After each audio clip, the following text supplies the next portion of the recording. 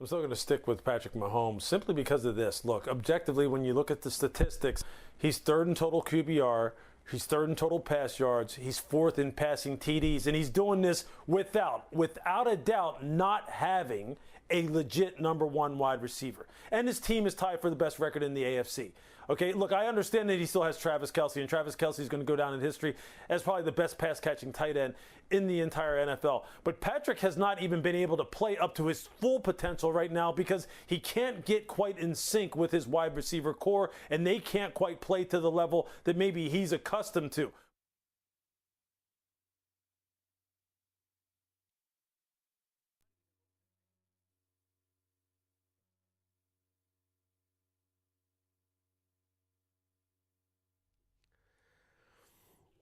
Good morning, Kansas City. This is the Border Patrol on Sports Radio 810 WHB. Thank you so much for joining us on this Thursday. Yay.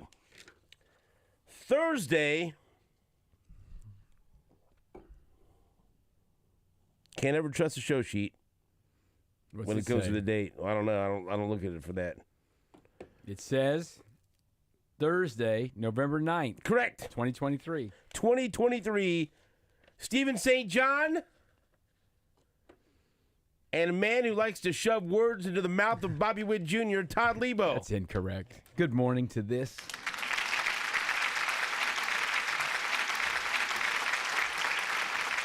Today on the show, we'll talk to Buster Olney, our baseball insider from ESPN, to wrap up the World Series, wrap up the baseball season, and wrap up his season with the Border Patrol. Then Adam Kaplan, who is one of our NFL insiders, will give us his thoughts on the Chiefs' win over the Dolphins and then preview the weekend in NFL football without the Kansas City Chiefs because they're on a bye week. Then Garrick Dieter and Anthony Sherman will be with us in studio in the 8 o'clock hour. And then we'll wrap things up in the 9 o'clock hour with Jesse Newell from the Kansas City Star. Find out how his trip to Germany was, how that went, covering the game, and hopefully enjoying some Schnitzel? some knockwurst. Yeah. The 3-pound bologna chip. Knockwurst, bratwurst, What's schnitzel? liverwurst. Schnitzel, I think it just, I've had schnitzel. I've never tasted it. I've seen what it looks like. Looks like a little bit of a little tenderloin, pork tenderloin. Yeah, mashed out meats. Do you ever remember the Wiener Schnitzel when we were kids? A little restaurant you'd go through? Yeah, but I never went. So. Yes. You never went to the Wiener Schnitzel? No. No. But maybe Jesse Newell will tell us about that in the 9 o'clock hour. So we have that for you between now and 10 o'clock. Nate is Nate's not here. He's traveling back. Is he? He did his last first-round soccer game last night. He had Philadelphia and New England. He still has more, though. Yeah, but the first round for him is over. He had Philadelphia won 1-0, so they're moving on in the East. Mm-hmm. Nate is moving from the East to the Midwest as we speak today. He'll be here tomorrow with bells on. Mm-hmm. Hope you're watching us on the streams. I shall gain streams. my revenge during Christmas vacation. When you're gone the whole time. Christmas vacation. The stream here, if you're watching us on YouTube, like I do it when I'm at home, brought to you by J. Rieger, Kansas City's original distillery, located in the historic Electric Park District.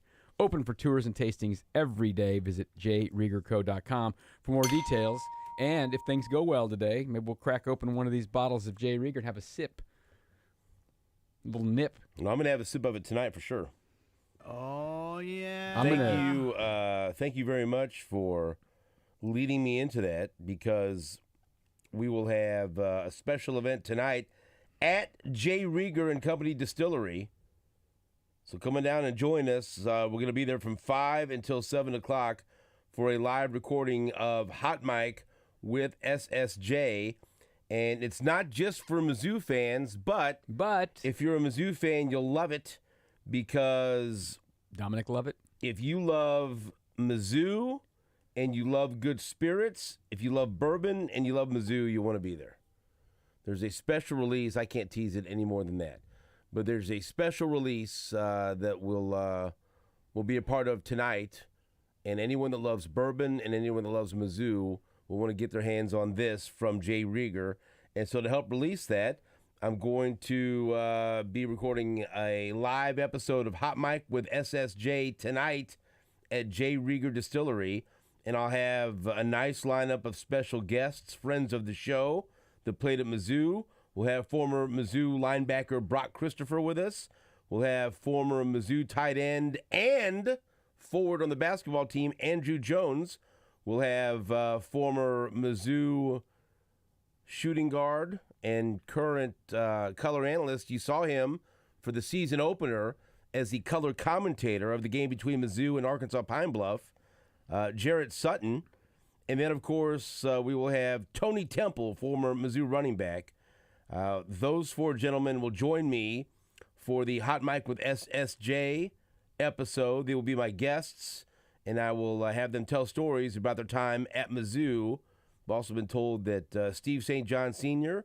will be making an appearance down there. And so come on down and join us at J. Rieger and Company Distillery tonight from 5 until 7 o'clock for a special episode of Hot Mic with SSJ. And my special guests, Brock Christopher, Andrew Jones, Jarrett Sutton, Tony Temple, Steve St. John Sr., and more.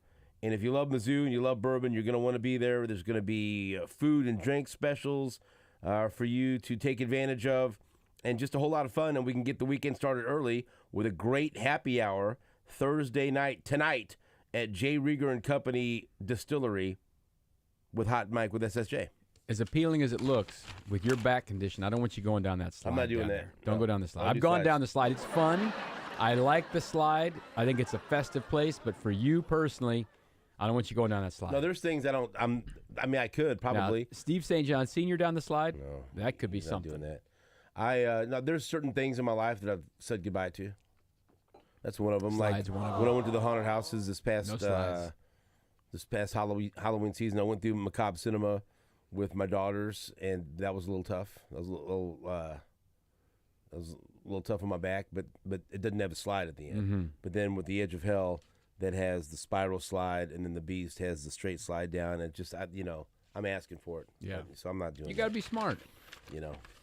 I'm not doing that. Be smart. But come on down and be smart with me at J. Rieger and Company. I think my wife's going down there.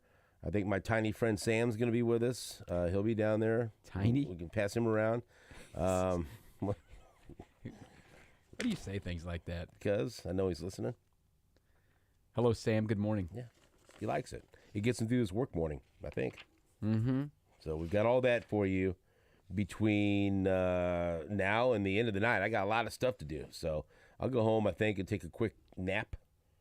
There's Power nothing wrong with nap? that. No. I don't believe in those. Those don't work for me. If I only You're sleep for gonna like sleep. 30 or 45 minutes, I feel like crap when I get up. So I've got to have, if I'm going to take a nap, it's got to be at least an hour and a half. So give me 2 hours or I'm not doing it. I think last weekend, I need to shut things down. on Saturday last weekend, my wife took 2 naps because we were out, went till like 10 o'clock or something. It was insane. So Sam late. just sent me several emojis of giving me the finger. See, I told you. Told you he's listening. My wife took 2 naps before 11 a.m. Either last Saturday or this 2 Saturday. before 11 a.m.? 2 before Did 11. she want you airing that out? Nah, well, I mean, she gets up too early. That's her problem. She wakes up too early. Just the first one was kind of I continuing wake up sleep, too early. You know, Right. well, on the weekend it's hard to sleep later, and especially now the sun's getting up earlier, messing your stuff up. Yeah. Yeah, no good. I'm gonna be gone tomorrow. Where are you going? I'm going to Norman. Gonna go watch Oklahoma the game's lose. not tomorrow. Well, we're going down there. I'm gonna see some friends, and then go to the game on Saturday. A little getaway to Oklahoma. It was going to be a lot of fun. Now they've lost 2 in a row. Now they're going to lose to West Virginia. I don't think they're going to Watch lose the to whole West thing Virginia. fall apart right in front of my eyes. Well, it's kind of already falling apart, but Yeah, not really. I wasn't expecting them to go to some college football playoff or anything this year. you were expecting them to go to the Big 12 championship game. Yeah, maybe. Yeah, after they beat Texas. They may still, but I don't think so. They need Texas to lose a game, which is possible. That's their path. They need to win their games and have Texas lose a game, and then they'll be all right. All right, says you. Possibly. Who knows? Oh, here's the deal. They got to take care of themselves. I'm more worried about Mizzou taking on Tennessee. Would not even be worried about that. After Eli Drinkwitz yesterday was asked for an update on Luther Burden III in his condition. He said that Burden was in a green non-contact jersey on Tuesday, and he said, I won't know more about that until after today's practice. That was yesterday. And then Drinkwitz said he'll have a better idea if Burden will play on Friday. Mm-hmm. They actually do send out an injury report. Yeah. Missouri does. Friday. Mm-hmm. I mean, and it's not making excuses. It's just fact. After he tweaked his ankle, trying to would have been a great catch for a touchdown, a second touchdown, but he couldn't corral it. And he tweaked his ankle. He wasn't the same player after that. He wasn't the same player in the second half. Mm-hmm. But that's just God. That just I hate it. I hate that. I hate that. Like if Mizzou loses, I want them to lose at full strength. And he's their best player, and he was out there.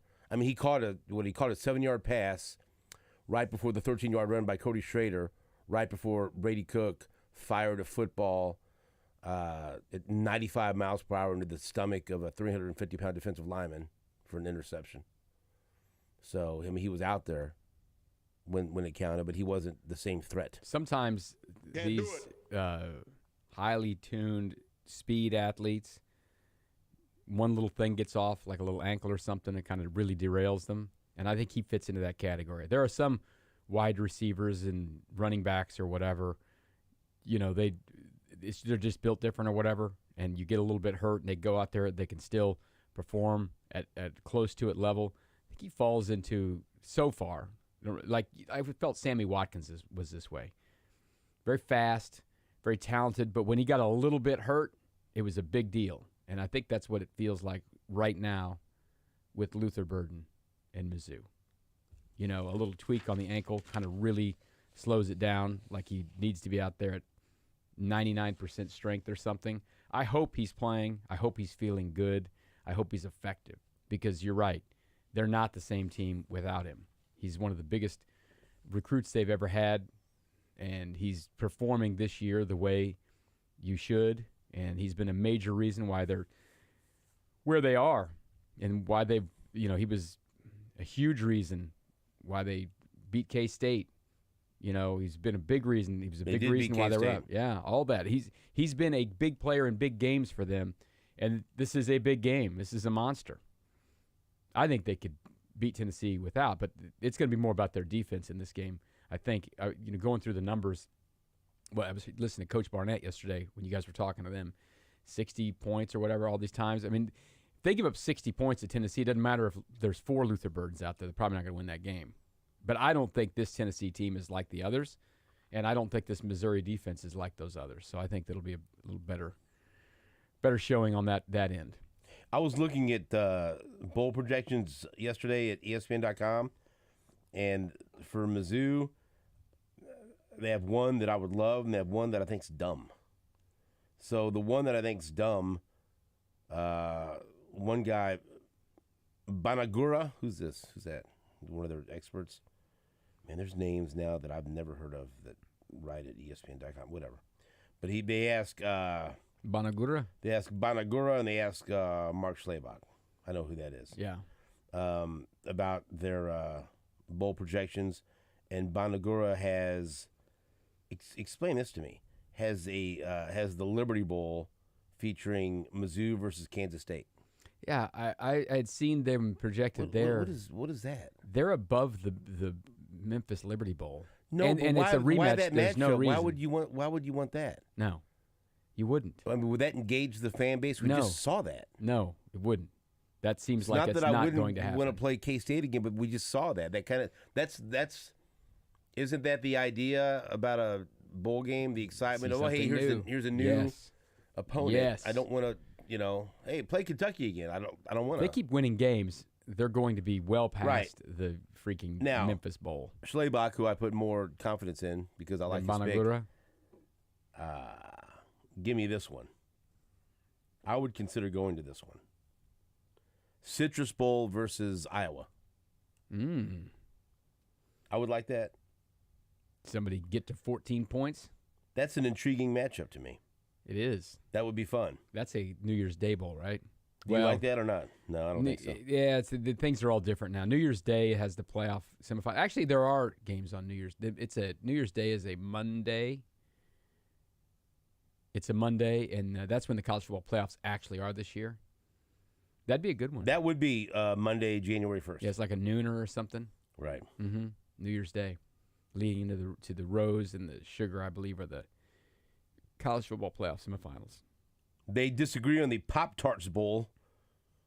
One guy has North Carolina versus Oklahoma. The other guy has North Carolina versus Kansas at the Pop-Tarts Bowl. Where is that one? What's that called now? That's at Camping World Stadium in It's Orlando. in Orlando, yeah. That's kind of that mid-tier. Bonagura has Kansas against Texas A&M in the Texas Bowl. I think there are 3 bowls in Orlando. Oklahoma played in Orlando last year against Florida State. Hey, you know what they did? They lost by 3. Never happened last year. Schlabach has Kansas State versus Maryland in the Liberty Bowl. K-State and Maryland. Maryland. Why would Maryland take an SEC spot? I'm just telling you what these guys are saying. There's only one person. Tua's little brother plays for Maryland still. So, I turned that game on for a second Saturday, and he was 17 for 17, and they were losing by like 3 touchdowns. Well, it's not his fault. No. Penn State's better than them. So they lost. I would love to play Penn State in the bowl. Absolutely. I think Mizzou would. The threat with their deep passing. No. They're going to lose to Michigan by 25 points. You know that line's only 5 points? I know. What is it now, Marco? I think it's still at 5.5 for that one. That doesn't seem right. No. Mm-mm. You know, maybe Vegas knows something. That's what I mean, though. Or maybe Michigan's going to win by 24 points. Right. Like I assume. I would lean towards Michigan winning by 2 touchdowns at least. Marco and I have some work to do after the show. Got to get some parlays ready. That's right. 4.5. It's moved. So money moving in Penn State's favor. Is there any UFC or anything this weekend? Get the Garrick Dieter's coming in. He's got all the details on that. We can get him rolling. Yep. I need to get some action before I go to Oklahoma, where you can't bet, I don't think.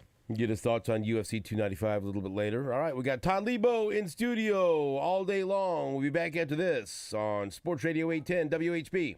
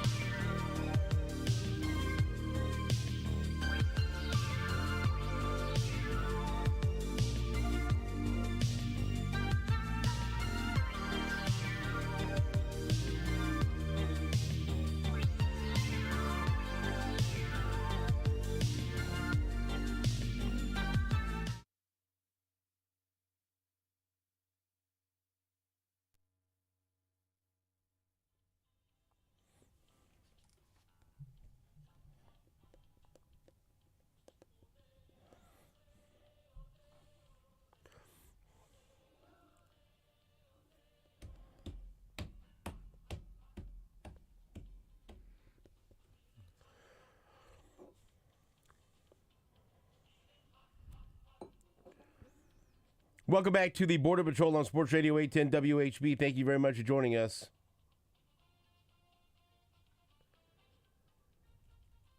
I appreciate you checking us out on this Thursday.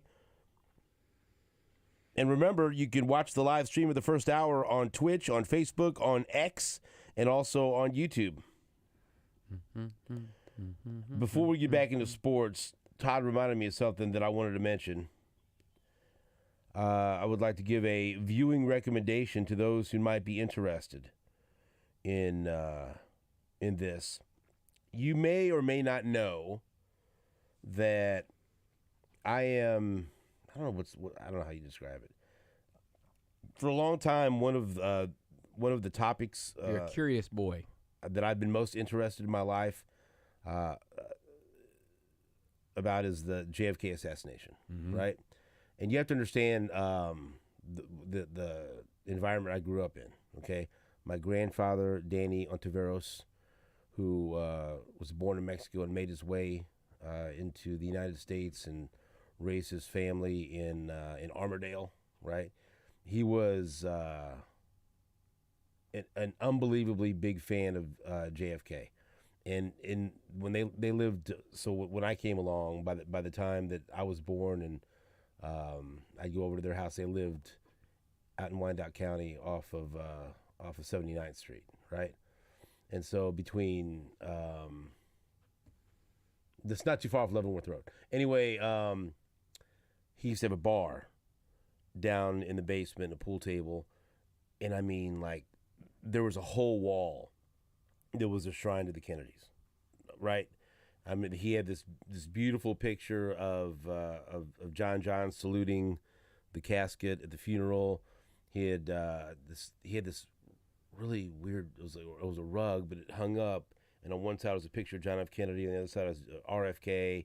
He had just all this everywhere, right? And so I'd sit, and some of my best memories, I'd ask him about, you know, why do you have all these? Why do you love the Kennedy so much? Why do you love JFK so much? And he tried to explain it to me. And my mom was a huge JFK and RFK fan, whatever. So that's just, so I was inclined to, when we'd have book reports or Curious anything, mind. I'd want to read about it. Yeah. I remember reading Profiles in Courage and a report about that. But then it evolved into every single book report and every single project that was left to my own devices. It would always be something about the JFK Did you make a assassination. diorama? One time I did like a whole like scale model of Dealey Plaza and everything, and until finally one time a teacher sent home a letter to my mom saying What's the deal here? At some point he needs to Branch out. do something besides a JFK book or a conspiracy or whatever. That's just, but I've been fascinated by that my entire life, right? And so I was very intrigued when I saw that National Geographic was going to have a new special, 3-episode special, JFK One Day in America.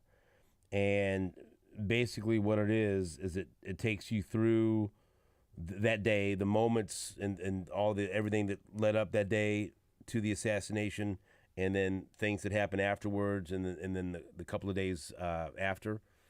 And you could say, well, we've seen all that, been there, done that. What? Let me tell you, man.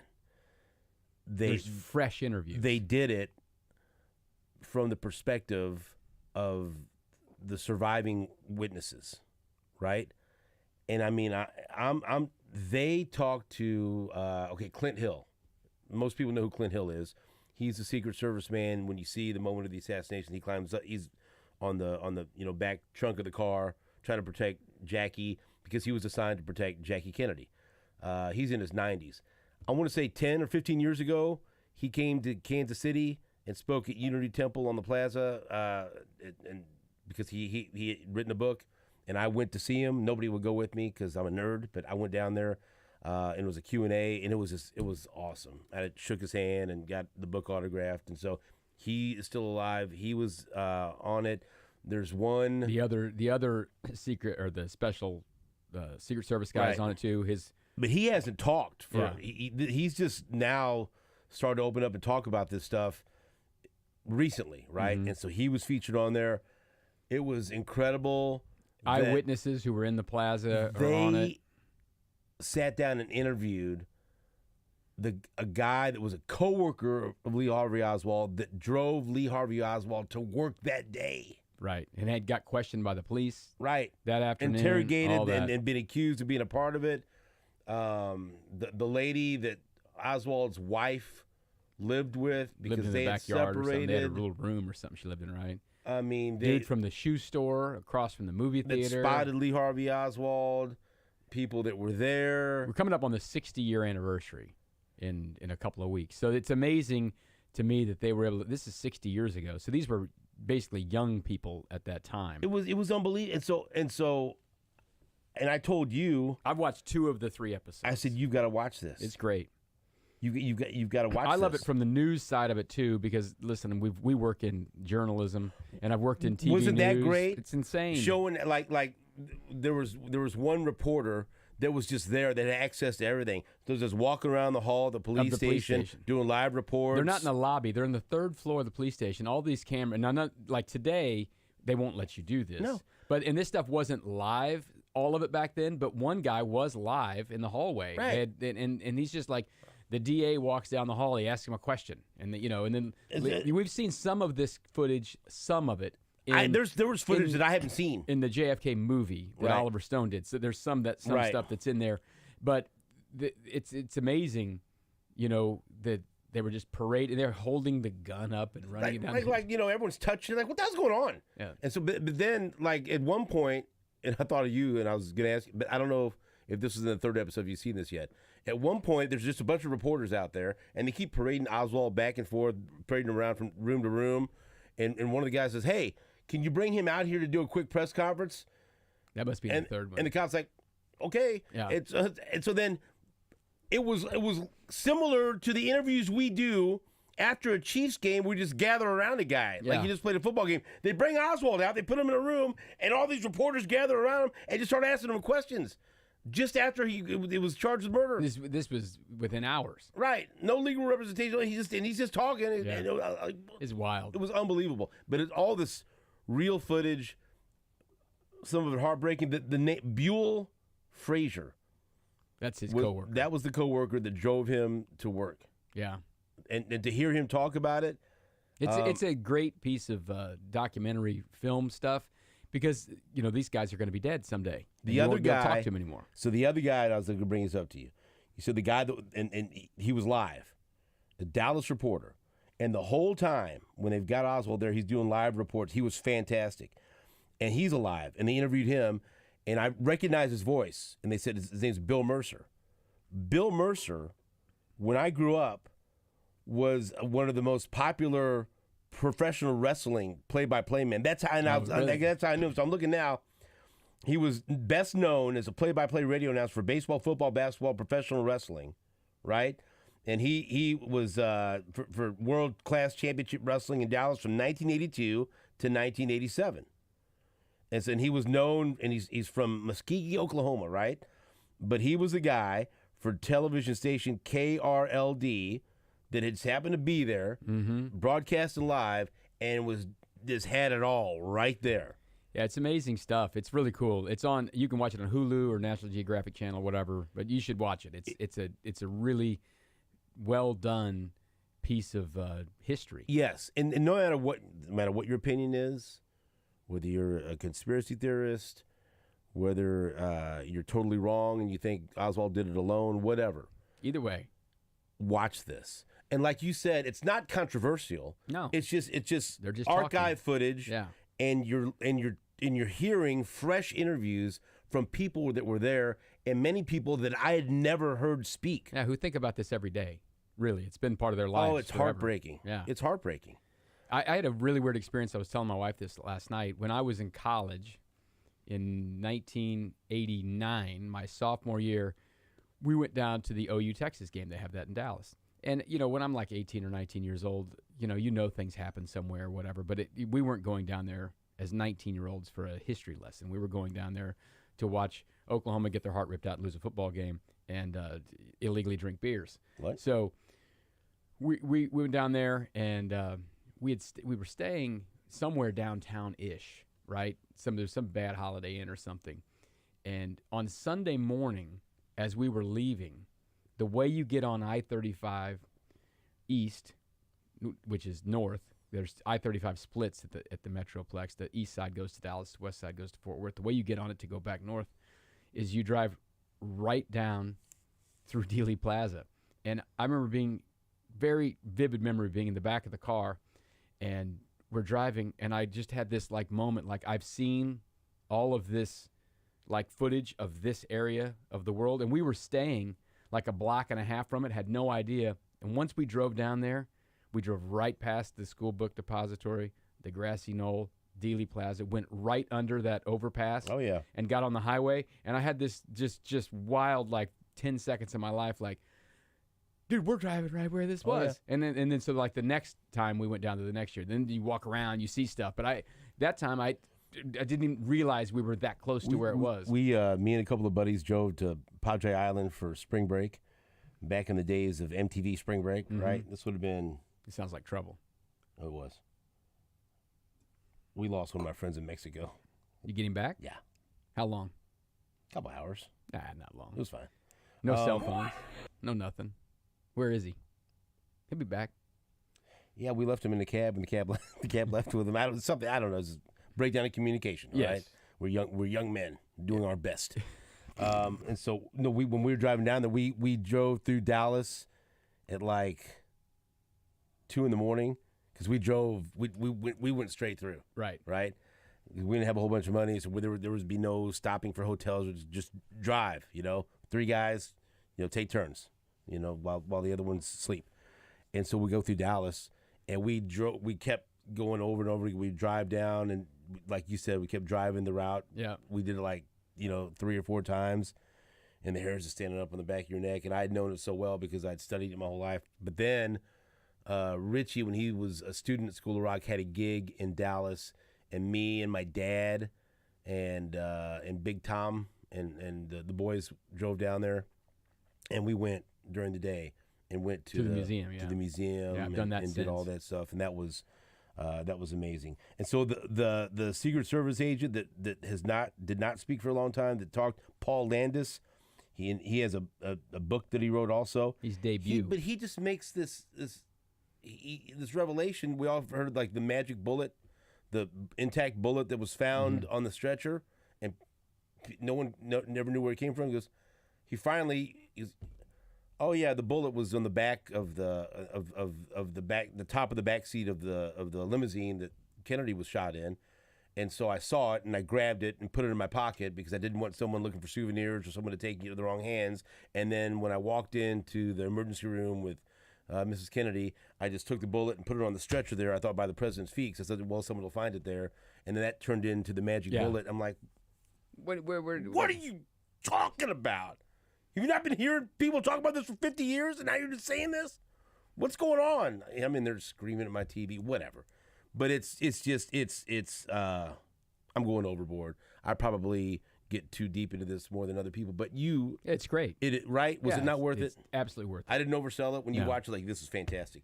I thought you'd really enjoy the news archives and just that footage. We watched the first 2 episodes last night. Then my wife was going to go to sleep, and she made me promise not to watch the third one without She it. shut it down? And then I said, I won't, because I'm a man of my word.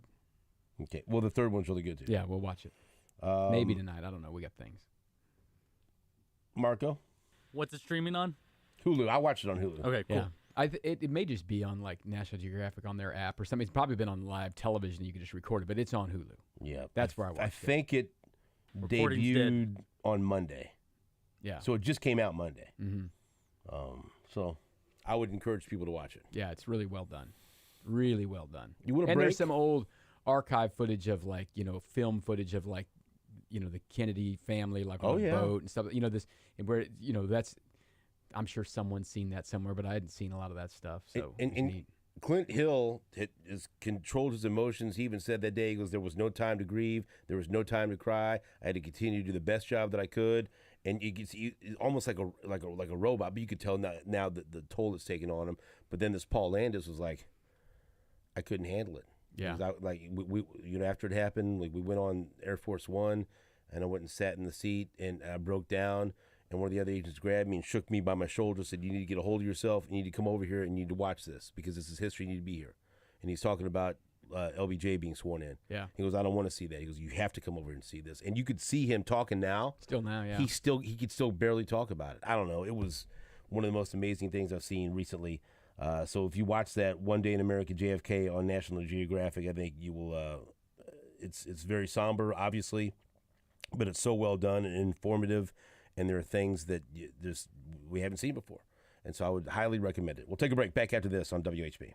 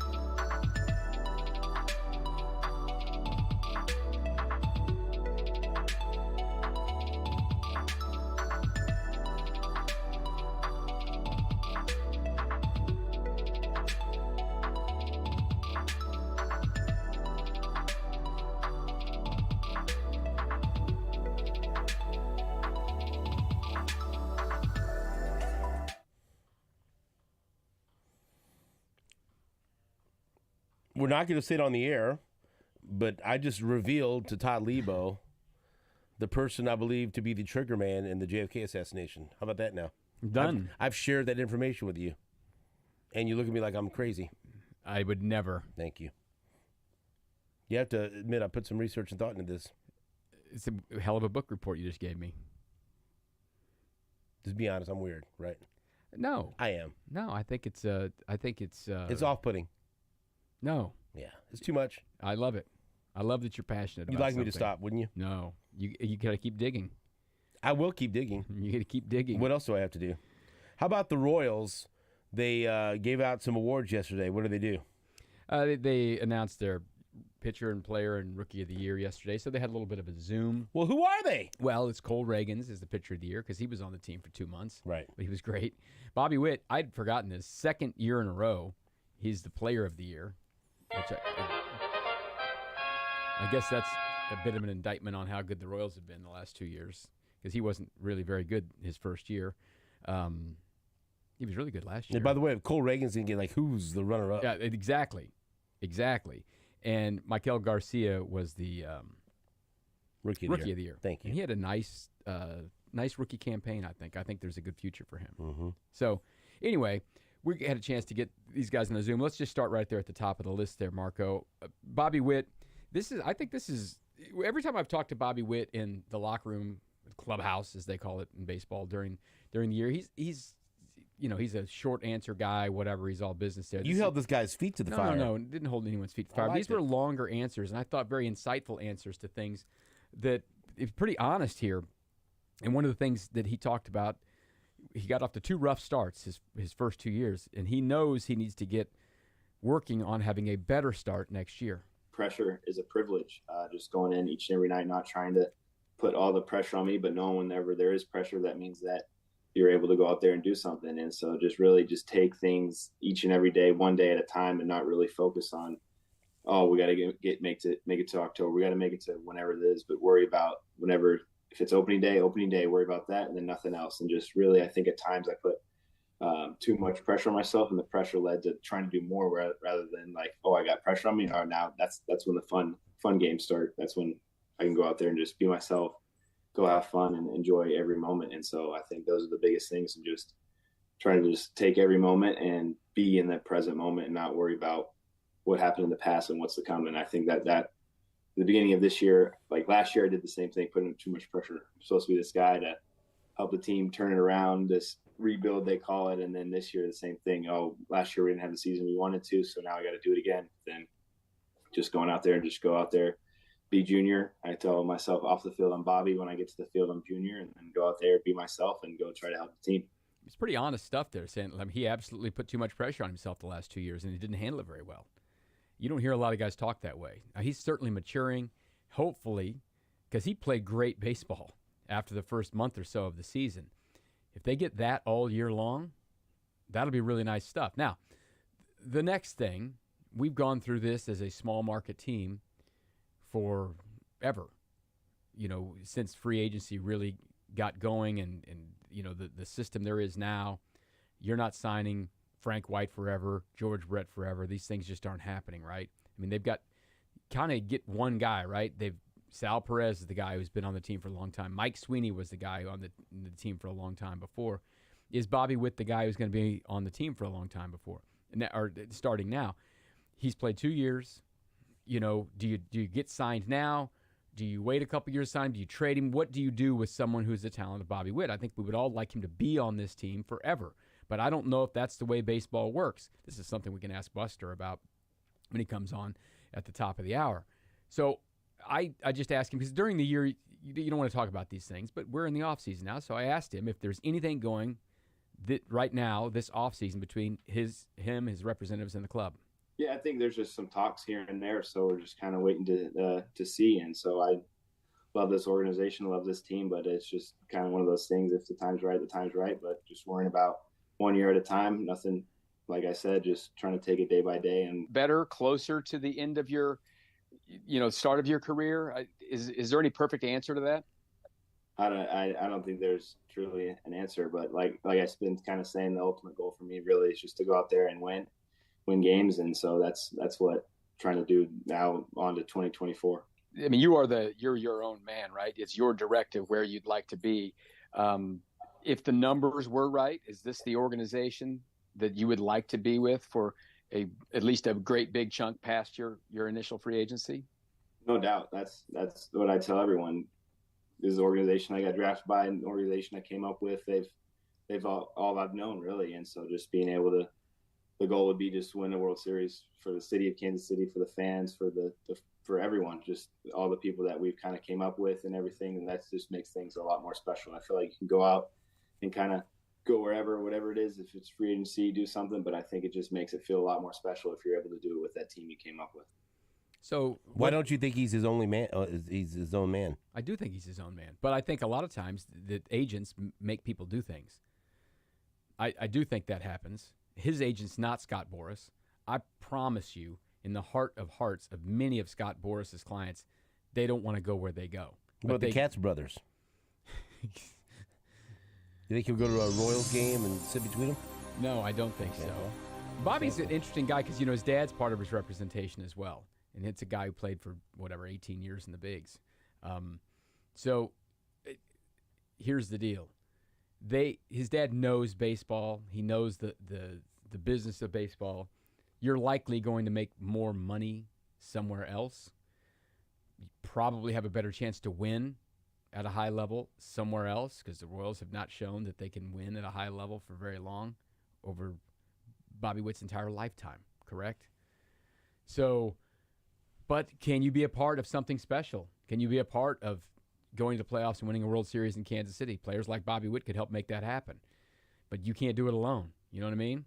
It's a weird spot. And what we may have here is the people in charge of this organization now with some, John Sherman, the owner, was, part owner at Cleveland. Cleveland never signs anyone to some big deal. They just go, right? Matt Quatraro was down with the Rays. Who have the Rays gone and signed for 8 years or something? Not many, right? Is this going to be a transactional situation where the smart thing to do with Bobby Witt at some point in the next year or so is to trade him for more prospects? The Rays signed Wander Franco, and that's turned out to be a disaster. Well, I don't think Bobby Witt is going to have that Wander Franco issue. Now, a contract like Wander Franco would be an interesting one, right? Because it's not $300 and some million. It's got opt-out things in it, right? But they signed him. How many games had he played? 30? He hadn't played a whole year, had he? That's the question. I don't know what the perfect time to do this is. And that's why I asked Bobby. I didn't ask the question very well. But I remember the Rays, they signed Evan Longoria, correct? 10-year deal. 10 years? 10-year contract extension, 6 years guaranteed, worth $100 million. That's cheap. When they did it. That kind of contract doesn't seem that bad to me. I look at this like... Yeah, but that was in 2012. In 2012, 10 years? Yeah, that was 11 years ago, so... Oh, that was Longoria. Longoria. What was Wander Franco's deal? 11 years, it's not $182 million. Yeah, see, that seems more reasonable. Now, the issues are different that he's got, but like Fernando Tatis Jr. No, but the type of prospect he was similar. 182 million over that 11 years. For Franco? Mm-hmm. That wouldn't make me crazy. I wouldn't think that's the worst thing in the world. I mean, that's not that bad. But does Bobby Witt Jr. and his people think, no, we're more like 14 years and $300 and some million. I don't know. Let's see. They've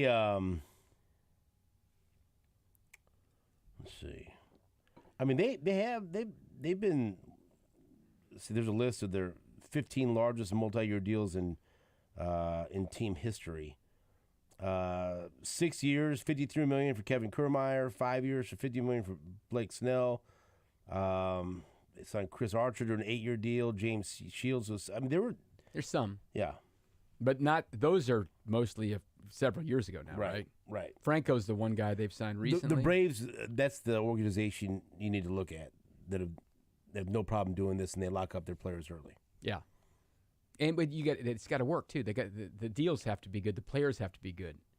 Because we've seen how much money has San Diego spent on players recently, and then they get hurt or whatever happens. So I'd like to see Bobby Witt Jr. be a Royal for a long time. No question about that. But I have no clue if it's closer to a $180 million deal for 11 years that they would sign or a 14-year, $350 million deal. I don't know. What's your thought? I would be shocked if he signs a long-term deal here.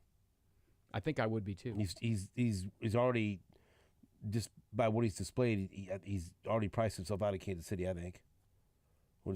How deep are the pockets? How much could the Royals, what would they be willing to pay him? Don't know. I mean, there's so many things afoot right now. The Royals are trying to figure out a place to play baseball, which by the way, it's now November 9th, and we still haven't been told their choice. And that was supposed to be the end of September. So we don't know that. We don't know where all these things are going to go with the bankruptcy, with Diamond Sports LLC, the Bally's thing. They got all their money last year because it's pennies on the dollar for what that company gets back. They've defaulted on a couple of teams, right? The Padres being one of them. Who was the other one? Was it the Mariners? Someone else there stopped getting their payments. Those are all important factors. Now, listen, can John Sherman personally, if he's worth a few $1 billion, make sure that someone gets paid? Yeah, but are you going to do it? That's not the way these businessmen work. They don't just throw money away. So it's not a great time to have a prospect who you'd like to sign. The other side of it too, we don't pay too much of attention to Election Day around here, but I'll say this. There was only one question that I had a chance to vote for as a Jackson County voter on Tuesday, and the question was about money. It wasn't really a tax. I mean, it's typical government stuff. No new tax. Things will be reappropriated here or there, but it was basically to help refurbish the courthouse and there was some stuff to do with homeless and different things, right? Failed miserably. So is Jackson County a yes vote on a stadium for a team that's lost 100 games? I don't know. That's probably why we haven't seen what's going on here. They haven't chosen Jackson County or Clay County yet. Jackson County seems like a hostile place right now to be asking for anything. We will take a break back after this on Sports Radio 810 WHB.